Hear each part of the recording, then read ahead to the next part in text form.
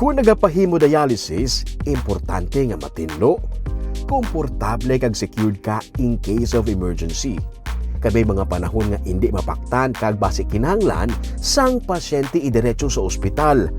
Gani, importante nga ara ka nagadaan sa vicinity mismo sang ospital. Ining rason kung nga nagdugang pagid sang bago nga wing ang Riverside Medical Center para maka-accommodate sang mga nagadamo pagid nga mga pasyente para magpa-dialysis. Bentaha para sa pasyente nga ara na sa mismo sa ospital in case of emergency.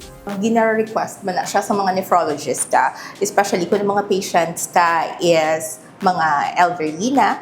So, gina-require lang as much as possible, they do their hemodialysis in a hospital-based nga hemodialysis centers because obviously, it's easier access in case of emergency since that you are a hemodialysis patient.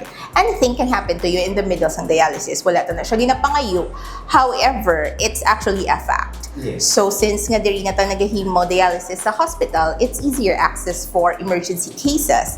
So, every second actually counts. So, as early as possible, kinanglan matagaan kita dayon sang early emergency response, which is easy man because easy na lang magpa-admit there is sa aton nga main hospital building. Kay kami na lang na iya sa hemodialysis ang naga-process ng tanan with your admission and everything.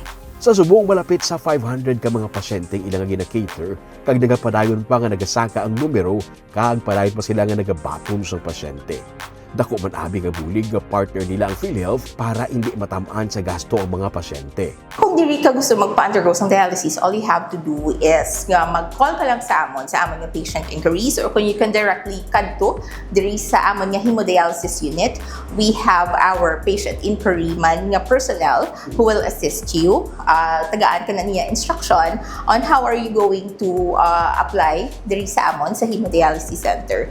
And if diri na kamo magpa-hemodialysis sa amon, it will be easier because may ara nakita sang one-stop shop diri, magpa-admit, and at the same time, diri naman lang sila mismo ma-process ang ilang PhilHealth since ang hemodialysis subong is PhilHealth naman gid.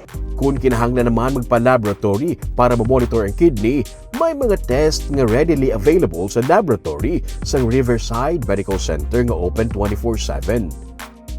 Number one, gina-monitor sa ilang lab test kung hemodialysis patient ka is your creatinine levels kag blood urea nitrogen. So, amo na siyang mga gina-monitor sang doktor kung naga-dialysis na ang patients.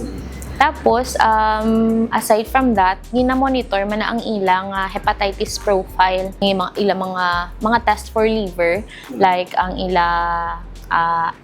kung positive ba sila or clear pa sila sa hepatitis B, hepatitis C, sa HIV, tapos ang ilang titer against hepatitis B. Kay tungod nga gina-injectionan sila bala or ga-receive sila mag-dialysis B, ginatuslukan ka na di sang dagom. So, kung may ginatuslok na dagom, prone na sa infections ang mga hepatitis. Amo na nga ginascreen na sila perme, like ang iban, every 6 months, ginaiag-undergo sang HEPA profile na ang tawag sa mga doktor. Sa gihapon, tandaan nga importante nga ginamonitor ang aton nga health para samtang temprano pa mabulong na kung ano ang kinahanglan kag dako nga bulig ang healthy lifestyle para ma-maintain ang good health condition. Para sa inquiries parte sa laboratory kag hemodialysis sa Riverside, magtawag lang sa number sa inyong screen.